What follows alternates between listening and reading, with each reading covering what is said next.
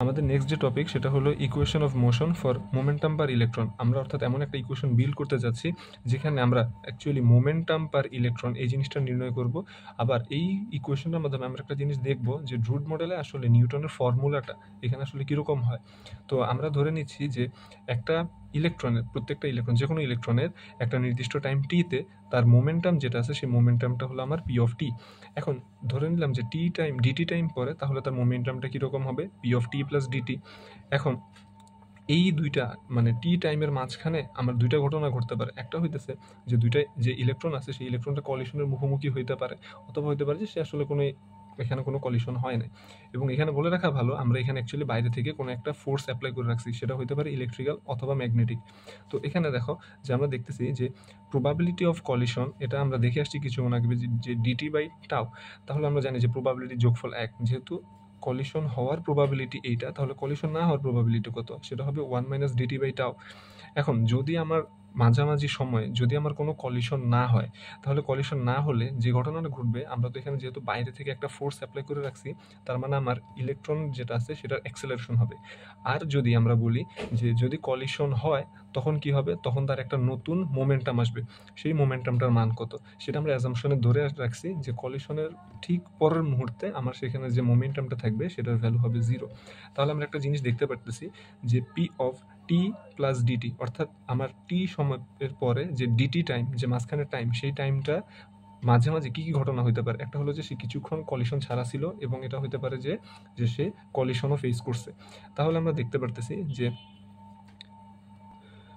এই জিনিসটার মান হবে হচ্ছে যে কলিশন না হলে যে চান্সটা এবং সেটার ফলে আমার যে চেঞ্জটা সেইটা, যোগ যদি আমার কলিশন হয় তাহলে কলিশনের পরে যে মোমেন্টামটা আছে গুণ হচ্ছে কলিশন হওয়ার প্রবাবিলিটি।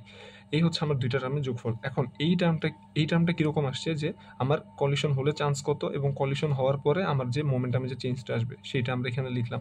বাট এই পার্টটা কীভাবে আমরা লিখছি এটা হচ্ছে আমাদের দেখার বিষয়। আচ্ছা, আমরা নিউটনের সূত্র থেকে কি জানি যে DP is equals to F into DT. এটা তো আমরা ফর্মুলা থেকে জানি। তার মানে আমার আগের যে মোমেন্টাম ছিল সেই মোমেন্টাম ছিল আমার পি অফ টি, এটার সাথে আমার ডেল টাইমে কতটুকু চেঞ্জ আসছে আমার এফ ফোর্সের কারণে, যেহেতু আমার এখান থেকে আমি বাইরে থেকে ফোর্স অ্যাপ্লাই করে রাখছি, তাহলে এফ ডিটি পরিমাণ আমার এক্সট্রা চেঞ্জ আসতেছে। তাহলে আমার টোটাল মোমেন্টাম হলো এইটা, গুণ হচ্ছে আমার কলিশন না হওয়ার যে প্রবাবিলিটি সেইটা, আর বাইরে থেকে এটা আমরা লিখলাম। এখন আমরা এটা বলে রাখছিলাম যে কলিশন যখন হবে ঠিক তারপরে আমার প্রবাবিলিটি পি অফ এফ যেটা থাকবে সেটার ভ্যালু কত হয়ে যাবে, সেটার ভ্যালু হচ্ছে আমার 0 হবে। তাহলে আমার ইকুয়েশনটা কীরকম দাঁড়ায় যে P of T of DT is P of T plus DT, এটার ভ্যালু আসে হচ্ছে 1 minus DT by tau into হচ্ছে আমার এই পার্টটা। এবং এখানে সিম্পল হচ্ছে আমরা গুণ করেছি, গুণ করার পর আমার এই রেজাল্টটা আসলো। আসার পরে এখন আমরা এখানে দেখতে পারতেছি যে লাস্ট যে টার্মটা আসছে সেখানে দেখতেছি যে আমার ডিটি স্কোয়ার এই টার্মটা আসছে। আমরা নিজেরাই ধরে রাখছি যে ডিটি যেটা সেটা তো এমনিতেই স্মল, সো ডিটি স্কোয়ারের যে পার্টটা আছে সেটা তো আরও বেশি স্মল হয়ে যাবে। তাহলে এই পার্টটা যেটা আছে এই জিনিসটাকে আমরা 0 ধরতে পারি। তাহলে আমার আলটিমেট রেজাল্ট যেটা আসে যে P of T plus DT, এটার ভ্যালু আসে P of T plus F T DT minus P of T into DT by tau. এখন এখানে আমরা যেটা করব, এই পার্টটা এবং এই পার্টটা, এই দুটাকে আমরা এক পাশে নিয়ে আসবো, এটাকে নিয়ে আসলাম, এবং সেকেন্ড যে দুইটা টার্ম আছে সেখানে আমরা দেখতে পারতেছি যে ডিটি টার্মটা হচ্ছে কমন যায়। সো এখান থেকে ডিটি টার্মটা কমন নিয়ে আমি এই পাশে ভাগ করে দিলে আমার পরের লাইনটা এরকম আসে, এই পার্টটা ইজ ইকুয়ালস টু হচ্ছে আমার F of T minus P of T divided by tau.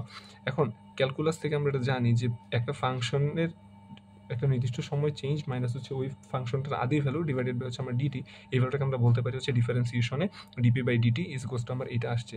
এখন এই ইকুয়েশন যেটা আসলো এটাকে আমরা বলতেছি ইকুয়েশন অফ মোশন। এখন এই ইকুয়েশনের আমাদের আসলে তাৎপর্য কি, ভিডিও শুরুতে আমরা বলছিলাম যে আমরা এই ইকুয়েশন থেকে আসলে দেখতে চাচ্ছি যে নিউটনের সূত্রটার আসলে এই যে রুট মডেল আছে সেখানে নিউটনের সূত্রটা কীরকম হয়।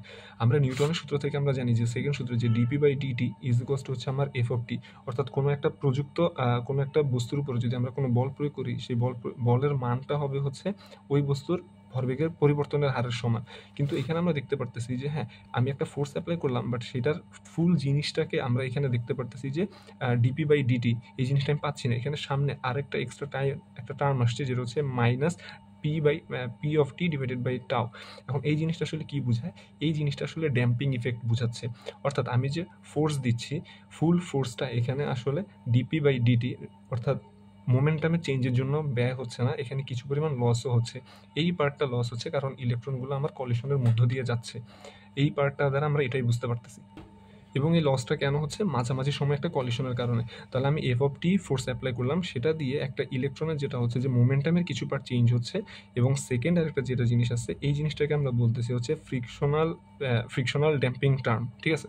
এই হচ্ছে আমার কাজটা পুরোটা।